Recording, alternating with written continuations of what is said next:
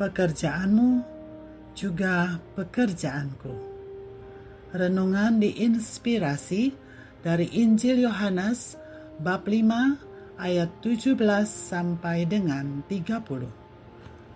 Namun, ia berkata kepada mereka, "Bapakku bekerja sampai sekarang, dan aku pun bekerja." Sebab itu, para pemuka Yahudi makin berusaha untuk membunuhnya, bukan saja karena ia melanggar peraturan Sabat, tetapi juga karena ia mengatakan bahwa Allah adalah Bapanya sendiri, dan dengan demikian menyamakan dirinya dengan Allah. Lalu Yesus menjawab mereka, "Sesungguhnya aku berkata kepadamu, anak tidak dapat mengerjakan sesuatu dari dirinya sendiri, jikalau ia tidak melihat Bapa mengerjakannya. Sebab apa yang dikerjakan Bapa, itu juga yang dikerjakan anak. Sebab Bapa mengasihi anak, dan ia menunjukkan kepadanya segala sesuatu yang dikerjakannya sendiri. Bahkan ia akan menunjukkan kepadanya pekerjaan-pekerjaan yang lebih besar lagi daripada pekerjaan-pekerjaan itu, sehingga kamu menjadi heran. Sebab sama seperti Bapa membangkitkan orang-orang mati dan menghidupkannya, demikian juga anak menghidupkan siapa yang dikehendakinya. Bapa tidak menghakimi siapapun, melainkan telah menyerahkan penghakiman itu seluruhnya kepada anak, supaya semua orang menghormati anak, sama seperti mereka menghormati Bapa. Siapa yang tidak menghormati anak, ia juga tidak menghormati Bapa yang mengutus dia.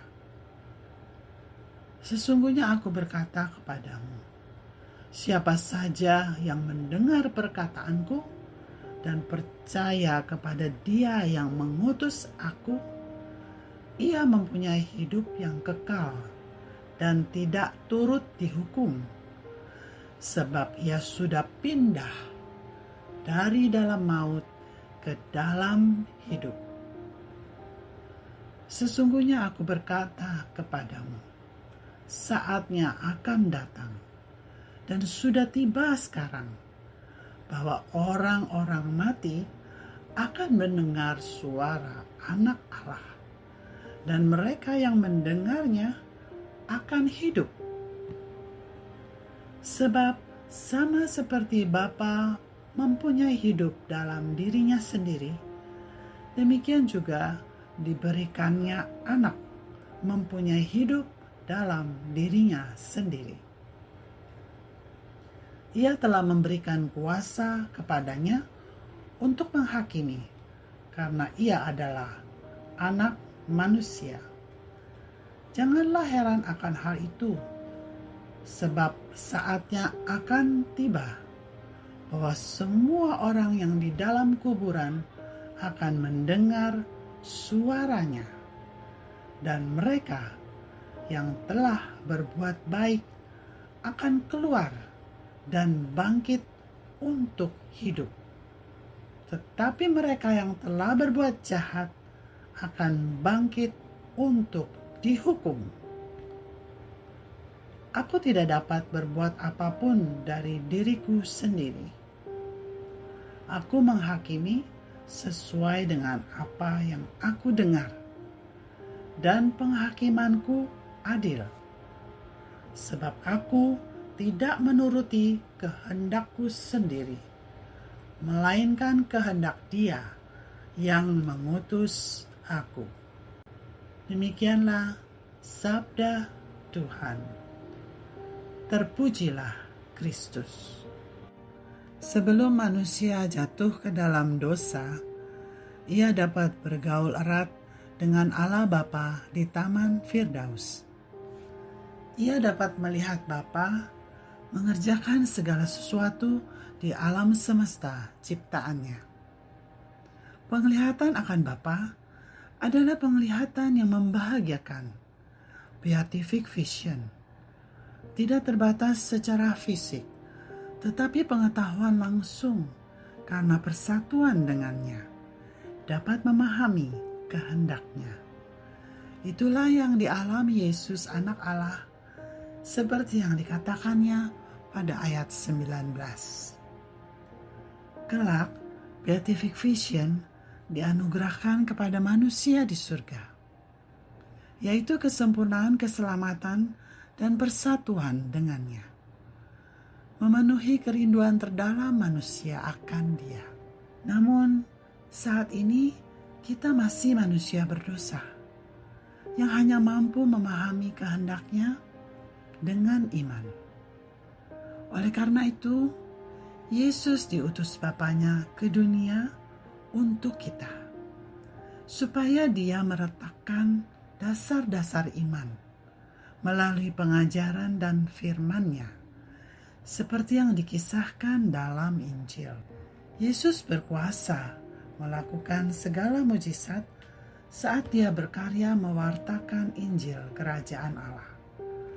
Kuasanya itu berasal dari Bapanya, karena Bapa mengasihi Yesus anaknya dan menunjukkan cara melakukan kehendaknya.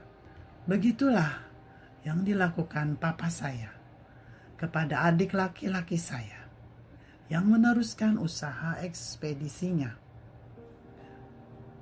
Bapa mengganti rekening bank atas nama adik dan mengajaknya berkunjung ke pelanggan-pelanggannya untuk dikenalkan. Papa juga melatihnya untuk mencari spare part mobil truk, yaitu alat transportasi ekspedisi, di beberapa lokasi yang biasa dikunjungi Papa, serta bagian mana dari truk yang menggunakan spare part itu dan seperti apa bentuknya. Adik pernah harus melihat sendiri ke bagian bawah mobil truk untuk memahami maksud Papa. Akhirnya, adik saya dapat menjalankan sendiri dengan baik usaha ekspedisi ini ketika Papa meninggal. Ia mau dan taat pada kehendak Papa, mengerjakan segala sesuatu yang Papa kerjakan, sehingga ia tahu segala kendala dan sudah belajar mengatasinya. Mama saya sampai saat ini masih mendapat nafkah dari usaha warisan Papa. Padahal sudah 15 tahun Papa meninggal. Demikian juga kita sebagai pengikutnya. Sudah sepatutnya kita mengerjakan apa yang Yesus kerjakan untuk keselamatan kita. Karena keselamatan itulah yang dikehendaki Bapa. Marilah berdoa. Bapa, puji dan syukur kepadamu karena putramu, Tuhan kami Yesus Kristus, telah mengerjakan pekerjaan terbesar dan termulia dengan wafatnya di kayu salib demi keselamatan kami.